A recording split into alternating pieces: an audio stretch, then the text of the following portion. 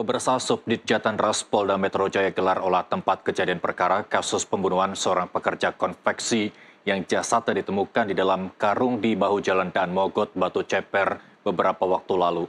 Dari olah TKP, polisi menemukan barang bukti utama berupa shock breaker, motor, dan pisau yang diduga digunakan untuk menghabisi nyawa korban.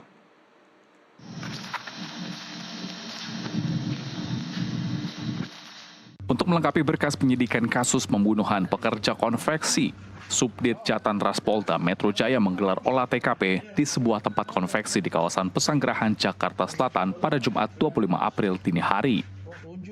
Tim penyidik melakukan pemeriksaan menyeluruh di lokasi tempat di mana diduga menjadi TKP eksekusi korban oleh pelaku yang merupakan rekan kerjanya sendiri. Dalam olah TKP ini, polisi menemukan sampel darah serta barang bukti utama berupa shock breaker motor dan pisau. Barang bukti ini diduga kuat digunakan pelaku untuk menganiaya korban hingga tewas. Jangan bagus-bagus. Ini foto. Foto, yang jelas. Oh, tunjuk. Aduh.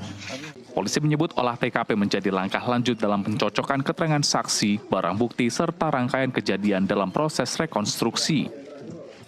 Di tempat eksekusi korban di Jalan Masjid Darul Falah, Petukangan Utara, Jakarta Selatan, yang merupakan tempat eksekusi di mana pelaku N alias R melakukan pembunuhan terhadap korban berinisial AB hingga tewas. Di lokasi, kami menemukan beberapa bercak darah serta alat bukti berupa as shock breaker, sepeda motor, dan pisau, serta karung, di mana karung di tempat eksekusi tersebut sama dengan tempat kejadian penemuan mayat. Olah TKP ini kami lakukan untuk mencocokkan keterangan dan barang bukti yang kami temukan untuk selanjutnya kami rangkai dalam rekonstruksi dan di dalam berkas perkara penyidikan kami. Selain barang bukti di lokasi pembunuhan, penyidik juga telah mengantongi rekaman CCTV di ruas jalan Dan Mogot yang menunjukkan detik-detik pelaku membawa karung berisi jasad korban dengan menggunakan sepeda motor.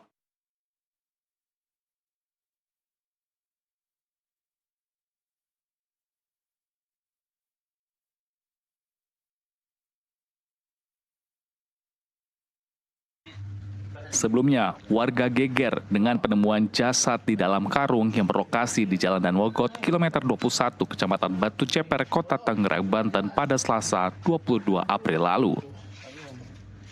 Dari Jakarta, Denny Hardimansyah, jurnalis NTV, melaporkan. Dan untuk mengetahui perkembangan terbaru soal pembunuhan yang jasadnya dimasukkan dalam karung di daerah Dan Mogot, Jakarta Barat, kita tergabung dengan Kasubdit Penmas Polda Metro Jaya AKBP Reonal Simanjuntak yang telah bergabung bersama kami melalui sambungan Zoom. Pak Reonal, terima kasih telah bergabung bersama kami di NTV Crime. Terkait dengan olah TKP yang dilakukan, selain fakta yang tadi sudah disampaikan, apa fakta terbaru lagi untuk melengkapi berkas perkara kasus pembunuhan yang jasadnya ditemukan dalam karung, Pak Reonal? Ya, terima kasih Mas Irsal. Ya, kami dari Polda Metro Jaya menyampaikan bahwa keberhasilan dari tim Subdit Jatantras Ditreskrim Polda Metro Jaya yang bekerja sama dengan Satreskrim Polresto Kota Tangerang telah berhasil mengungkap kasus pembunuhan kurang dari 48 jam. Kasus pembunuhan kurang dari 48 jam ini bahwa tersangka atas nama inisial N alias R, seorang laki-laki berusia 23 tahun, diamankan pada hari Rabu kemarin, tanggal 23 April tahun 2025, sekira pukul 12.00 waktu Indonesia Barat, dan tiba di Mapolda pukul 16.00 waktu Indonesia Barat. Tersangka diamankan di kontrakan yang beralamatkan di Gang Wakaf di Kelurahan Panunggangan Utara, Kecamatan Pinang, Kota Tangerang.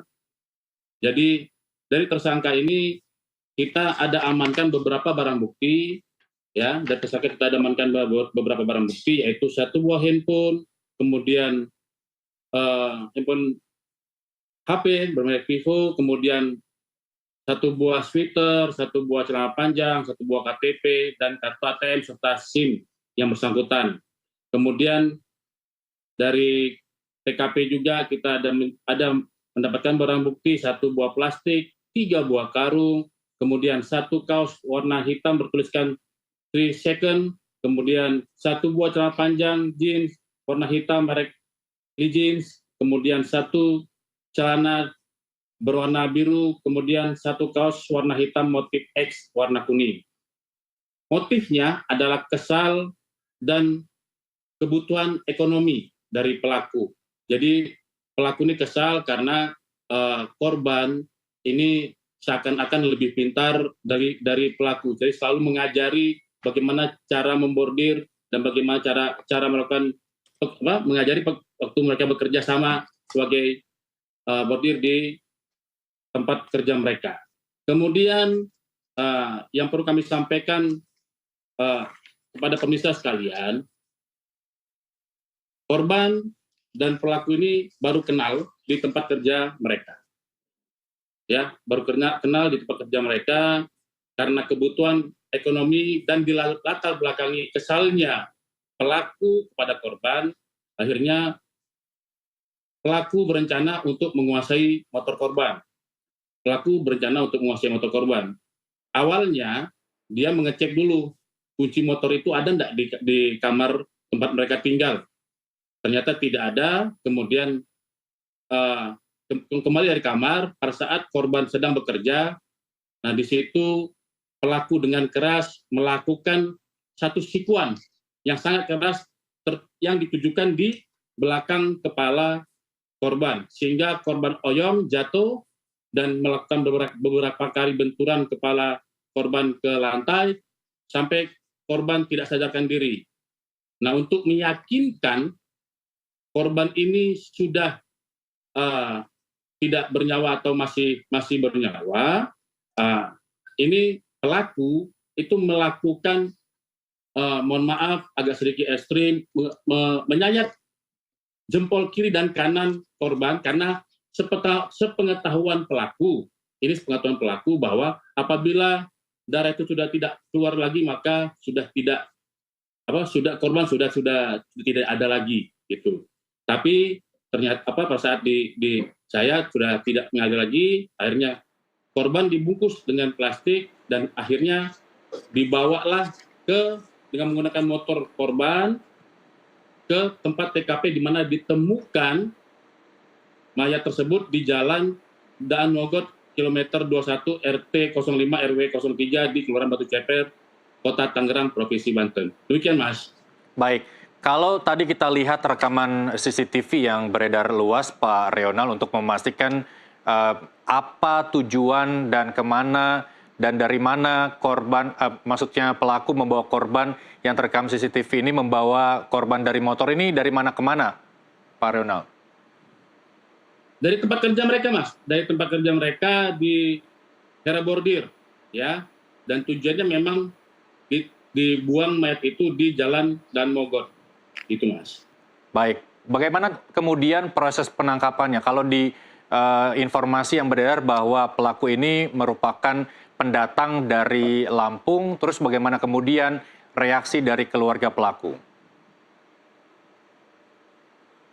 Justru yang dari Lampung itu korban, Mas. Oh, baik. Korban itu ada berasal dari Lampung. Iya. Korban berasal dari Lampung. Jadi mereka berdua ini baru kenal di Hera Bordir. Kemudian karena tersangka ini kepepet ekonomi atau ada kebutuhan ekonomi, akhirnya tersangka ingin menguasai motor korban. Nah, ini awalnya sebenarnya yaitu karena tersangka sering mengajak ngobrol korban, tapi dari cara bicara korban yang sangat sombong dan seakan-akan sok tahu, akhirnya di situ sakit hatinya tersangka atau pelaku.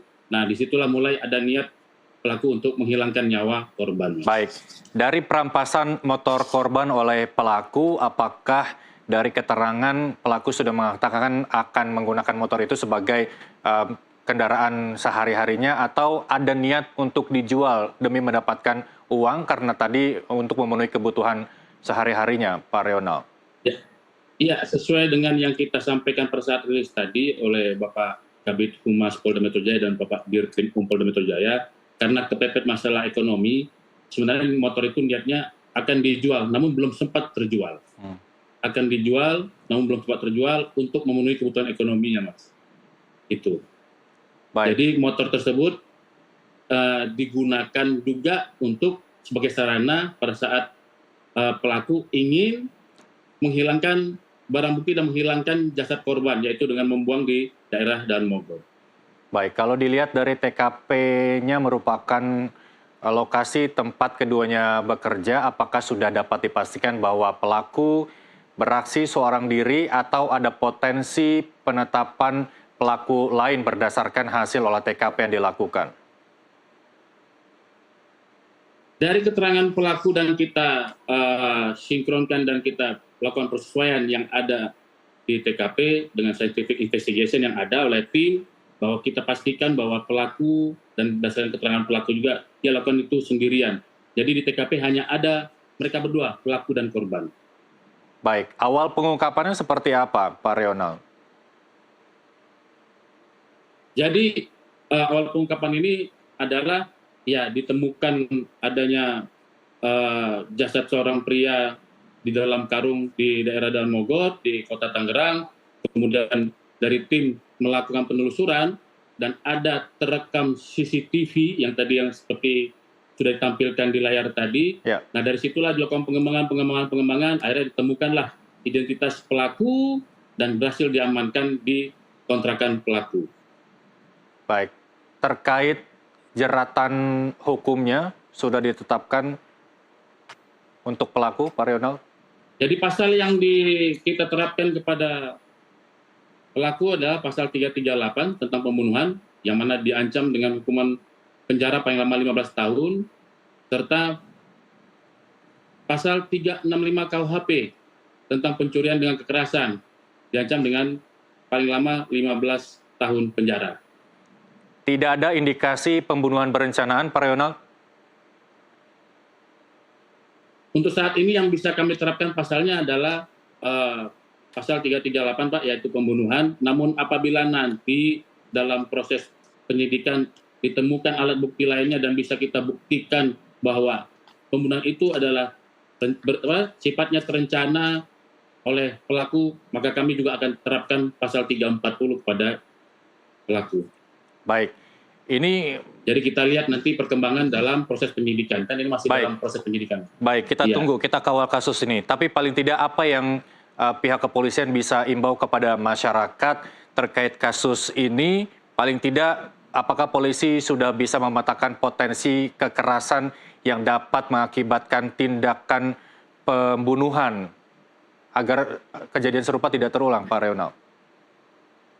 Ya, sebelumnya kami dari Birmas Polda Metro Jaya menyampaikan ucapan terima kasih kepada masyarakat, ya, karena perkara ini juga bisa terungkap karena cepatnya kami mendapatkan informasi dari masyarakat, cepatnya masyarakat memberikan informasi tentang penemuan adanya jasad seorang pria di dalam karung di daerah Daan Mogot, Kota Tangerang. Nah, kecepatan laporan yang diterima oleh tim, oleh polisian itu yang membuat atau itu sangat bermanfaat kepada kepolisian sehingga kami bisa mengungkap ini kurang dari 48 jam. Jadi kami ucapkan terima kasih dan ini selanjutnya ya apabila ada ditemukan atau nanti kemudian hari ada hal-hal yang ditemukan masyarakat seperti ini, tolong dilaporkan sesegera mungkin ke kantor polisi terdekat atau bisa menggunakan sarana 110, Mas. Baik. Agar tindak pidana dan segala informasi lebih cepat kita tindak lanjuti. Terkait informasi yang kemudian akan dilaporkan oleh masyarakat, bagaimana jaminan ketika masyarakat melaporkan sesuatu tindakan yang merujuk pada pelanggaran pidana, kemudahan apa yang kemudian polisi bisa lakukan untuk masyarakat itu, Pak Reonald? Yang pasti kita menjamin keselamatan atau kerahasiaan sumber informasi yang kami dapatkan, ya. apapun itu bentuk laporannya, apapun bentuk informasi yang kami dapatkan, kita akan jamin keselamatan pemberi informasi tersebut dan pelapor tersebut atau pengadu tersebut. Ya, dan kami jamin Polda Metro Jaya sesuai dengan arahan Bapak Kapolda Metro Jaya bahwa setiap laporan, setiap pengaduan harus segera ditindaklanjuti di setiap level kantor kepolisian manapun, mulai dari Polsubsektor, Polsek, Polres, dan Polda. Itu, Mas. Baik, terima kasih Kasubdit Penmas Polda Metro Jaya AKBP Reonal Simanjuntak telah bergabung bersama kami di NTV Crime. Kita kawal terus kasus tersebut. Pak Reonal, terima kasih. Selamat bertugas kembali. Sampai jumpa. Dan pemirsa, kami kembali dengan sejumlah informasi kriminal lainnya. Tetaplah bersama kami.